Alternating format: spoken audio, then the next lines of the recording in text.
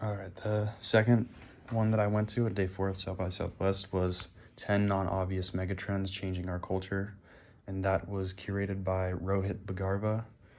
He is the founder of the Non-Obvious Company and has a New York Times bestseller called Non-Obvious Megatrends. So he's an author and a writer, and a founder. And it was interesting to hear him talk because it seemed like he had a really good perspective of a lot of these things, but he also was extremely funny and personable.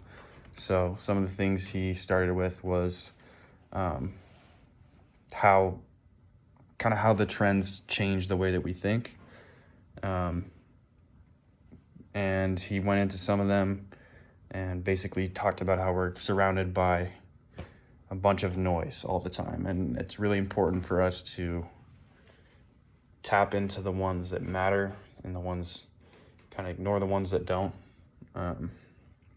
Think about really how we can do something different.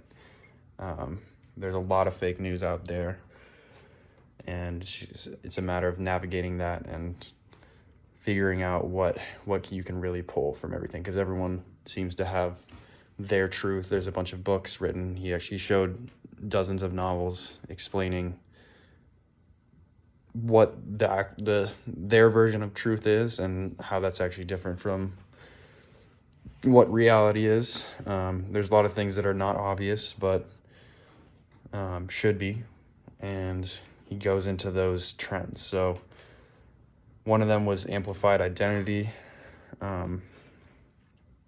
It's kind of, with the day and age that we are now, there's a lot more of a sense of, it's in social media, of the self, and kind of amplified that and just your self-awareness, and then that can lead to some issues, but it's also kind of the future of technology and the trends that are happening now. The second one he talked about was the multiverse and the metaverse, which is basically this digital platform for NFTs, blockchain, VR, AR, etc. Something that's going to become a much bigger part of our world and has accelerated during COVID. And then he talked about how, back to identity, the way that we curate our identity is actually how people see us. And it's really more to do with how we are within the world instead of just our own sense of identity or sense of self and individuality. It's more of a collective.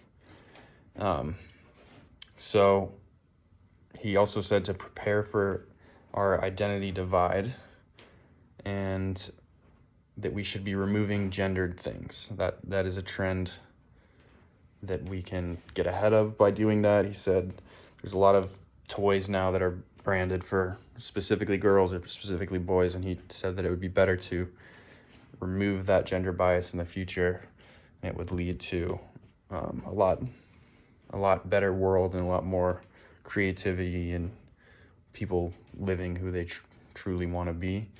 We're in the world of instant knowledge. He said there's a kid who taught himself to drive, actually, by watching YouTube videos, and drove himself and his 8-year-old sister. Actually, he was 8 years old. I think his sister was younger. She must have been 6 years old.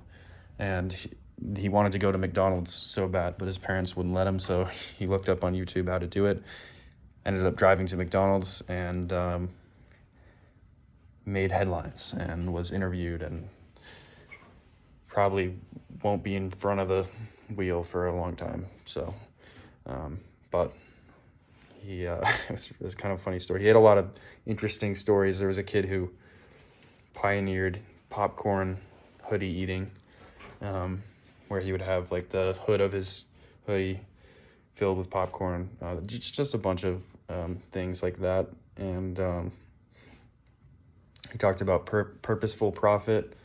That's kind of the new wave of, like, consumers want there to be a purpose behind what they buy. They want the companies behind them to have a mission, the brands to be equitable, all of that. And another thing he's talked about was going retro. There's kind of a lot of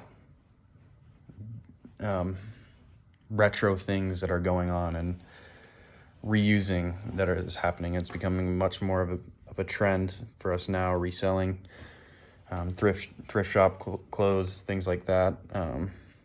And he said that we really need to dig into this. Vinyl records, cassette tapes are coming back because it sort of teaches us about a more human time where we were much more in tune.